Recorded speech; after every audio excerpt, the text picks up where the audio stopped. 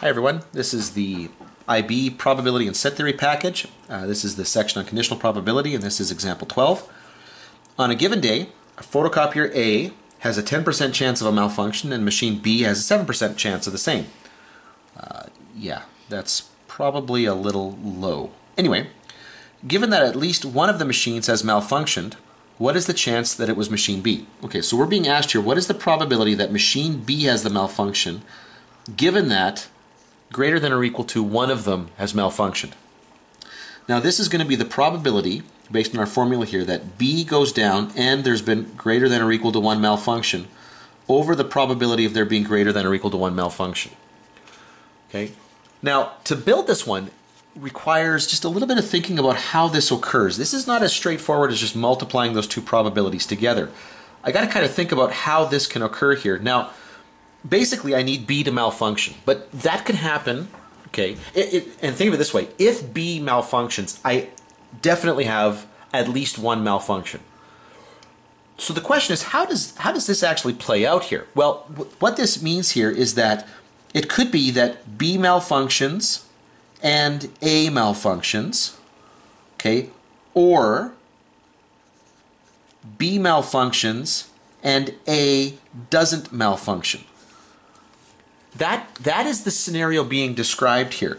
And now, given that, this is over the probability that at least one of them malfunctions. Okay, this is going to be the probability that B malfunctions and A malfunctions, or it could be that B malfunctions and A doesn't malfunction, or it could be the probability that B doesn't malfunction and A does malfunction.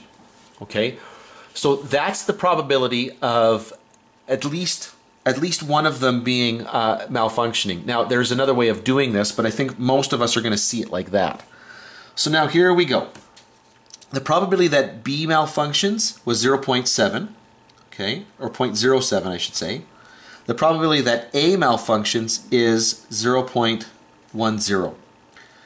Or the probability that B malfunctions is 0.07, and the probability that A doesn't malfunction is 0.9 over, well, the first two bits here are the same. It's going to be 0.07, okay, times 0.10 plus 0.07 times 0.90 plus, now, the probability that B doesn't malfunction is going to be 0.93 times the probability that A does malfunction would be 0.10.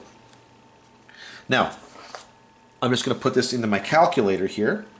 So it'll be 0.07 times 0.10 plus 0.07 times 0.90 divided by, and then we got that long line there, 0.07 times 0.10 plus 0.07 times 0.90 plus 0.93 times 0.10, and we get all together, this is going to be